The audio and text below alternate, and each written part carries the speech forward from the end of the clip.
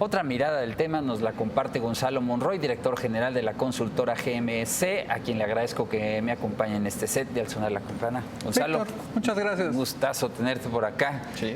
Oye, ¿cómo hacer rentable este pozo considerando que tiene 60% de gas, 40% de aceite? De hecho, esa es una muy buena pregunta y hay que ponerlo en la parte de, sobre todo, los economics. Lo dijo muy bien el director general José Antonio González Anaya, precisamente en el anuncio, de que Pemex se va a enfocar en los proyectos de mayor rentabilidad. Si es un 60% de gas y esperando de que se confirme que hay un gran componente de líquidos, en este caso naftas naturales, todo lo que pueden ser precursores para la cadena de la petroquímica, muy necesaria en este momento, puede hacer lo que sea rentable. El problema es que en este caso no solamente puede ser completamente gas, sino que va a tener que competir directamente contra las exportaciones, bueno, en ese caso importaciones que tenemos de la región más barata del mundo. Ahorita el precio del Henry Hub, el precio del gas natural, está por debajo de los $3 y parece que la tendencia de largo plazo que va a seguir por ahí. Eso le va a meter una presión muy, pero muy fuerte a los costos para poder ser rentable. Como siempre, y coincido con lo que acaba de decir el ingeniero Escalera, depende del tamaño. Si el tamaño es suficientemente grande, puede justificar un desarrollo incluso más agresivo. Y puede haber muchísimas formas contractuales que lo haga Pemex en asignación, que se hagan un farm out. Hay muchas formas. Todavía es un poquito prematuro y hay que esperar, hace muy bien en decirlo, hay que esperar a las pruebas siguientes, los delimitadores, certificación de reservas, todavía más pruebas de producción inicial para saber cuánto nos puede producir esta cosa. De eso va a depender saber si es barato extraer gas ahí, Gonzalo. Te lo pongo de esta manera, el tamaño en ese caso va a ser lo que determine si va a ser rentable o no. Si va a ser a una escala bastante buena, está perfecto. La infraestructura, y es un punto esencial, ya está puesta en sitio, la conexión está relativamente corta. Uno de los troncales, por ejemplo, del Sistema Nacional de Gasoductos, que bueno, lo que era el Sistema Nacional de Gasoductos hoy en el Sistragas, que lo está operando el Senagas, pues estaría a unos cuantos kilómetros. No es tan complicado ni tan costoso ya en la parte de la producción. Llegar a la etapa de la producción, ese va a ser el verdadero reto. Claro, está bien ubicado ese pozo, ¿no? Está perfectamente ubicado, está en una de las regiones más prolíficas que hemos tenido en el país, es el sur de Veracruz, la continuación de la Faja de Oro. Muchos ya ahorita han hablado de que es precisamente la cuna de la industria petrolera mexicana, la que nos llevó en los años 20 a ser la segunda potencia exportadora de petróleo del mundo. Claro. Saber entonces cuánto gas hay ahí y también a qué precio se puede extraer es lo que va a determinar la viabilidad del proyecto. Exactamente. Todavía en eso yo sería un poquito más cauto incluso que el ingeniero Escalera.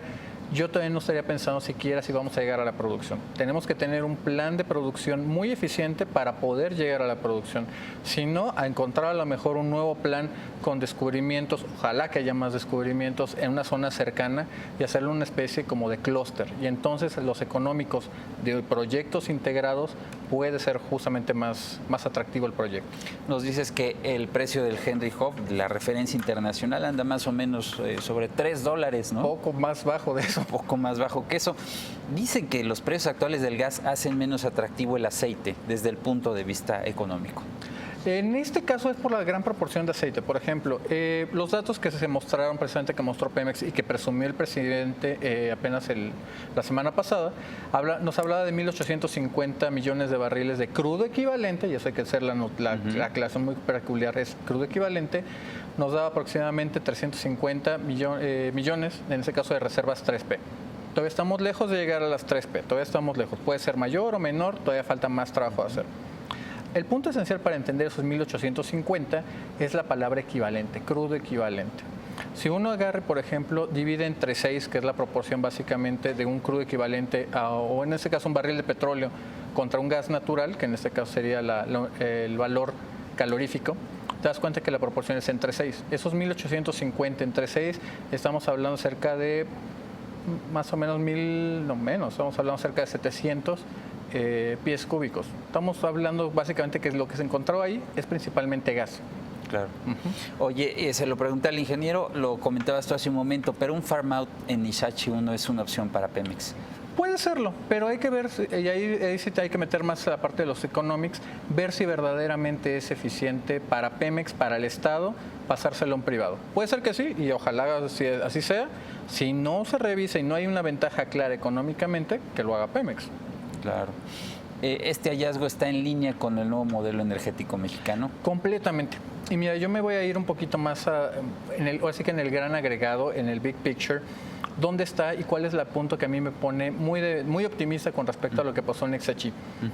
Lo que estamos viendo y lo que se encontró es una cosa que tiró uno de los mitos que arrastrábamos, te estoy hablando de los últimos 5 años y también de los últimos 50, que era básicamente que ya no había ya no había potencial exploratorio en tierra. Ya casi todo pensábamos que había en el mar, obviamente en aguas profundas, que es la parte que Pemex nunca pudo desarrollar muy bien. Y ya pensábamos que todo lo que había de petróleo, de hidrocarburos, ya se había descubierto y que no había mucho más que hacer. Lo que hizo Pemex fue mostrar que todavía hay un importante potencial de hidrocarburos en tierra. Y esto justamente a mí ya me llama más la atención pensando en la ronda 3, 4 y subsecuentes.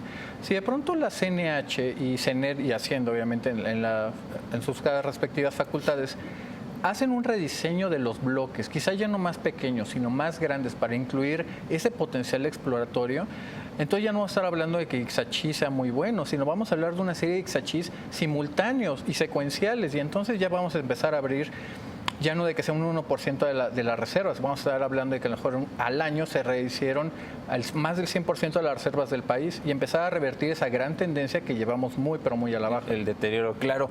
El Ixachí, como le dices tú, es un pozo en el que ya estaba Pemex, ¿no? Es correcto. ¿Pemex debe continuar en pozos en los que ya estaba operando? Esa es una muy buena pregunta en términos de la viabilidad y del futuro de Pemex. Mucha gente, por ejemplo, todavía en añoranzas del pasado de que la 11ª empresa integrada, pero con pérdidas gigantescas. En el 2015, Pemex había reportado una pérdida de 35,000 millones de dólares. Eso no puede suceder. Eso es quitarle valor al país y a los mexicanos que somos, al final de cuentas, los dueños de Pemex. ¿Qué termina pasando? Ahí se abre, te digo, ese gran debate del futuro de Pemex. ¿Qué puede ser? Que Pemex haga verdaderamente lo que puede y lo que hace muy bien y que se concentre en esas áreas. A lo mejor no va a ser ese gran monstruote que conocemos hoy, sino vamos a ver una empresa a lo mejor un poco más chica, un poco más acotada, pero haciendo muy bien las operaciones que sabe hacer muy bien. Y entonces sí le va a crear valor al Estado mexicano y a los mexicanos. Claro. Pues creo que el reto está en el precio del gas, Gonzalo. ¿Coincides conmigo? Más o menos. Y te voy a decir por qué. El precio, a final de cuentas, es una variable exógena de la cual no puede depender ni las finanzas de un proyecto, ni las finanzas de una empresa, mucho menos las de un país. El ejemplo palpable es lo que ocurre con Venezuela, que le está apostando a una subida milagrosa de un precio que no va a subir. Claro. Esa es la realidad de las cosas. ¿Qué es lo que sí uno puede enfocarse y en lo que uno puede hacer muy bien? Tratar de controlar tus costos, tratar de ser el operador más eficiente de tus operaciones e ir encontrando avance tecnológico por aquí, una eficiencia por acá, una mejor productividad de tus trabajadores. Y la suma de todos esos te va a hacer que tú empieces a de escala. Exactamente. Y eso es ahí donde Pemex va a tener que, ya ha hecho buenos pasos y buenos avances, pero todavía falta más. Es un camino todavía muy largo que tiene que seguir trabajando. Gonzalo Monroy, gracias por estar aquí. Víctor, muchísimas gracias. Muy claro. Muchas gracias. Bienvenido. Gracias. De acuerdo.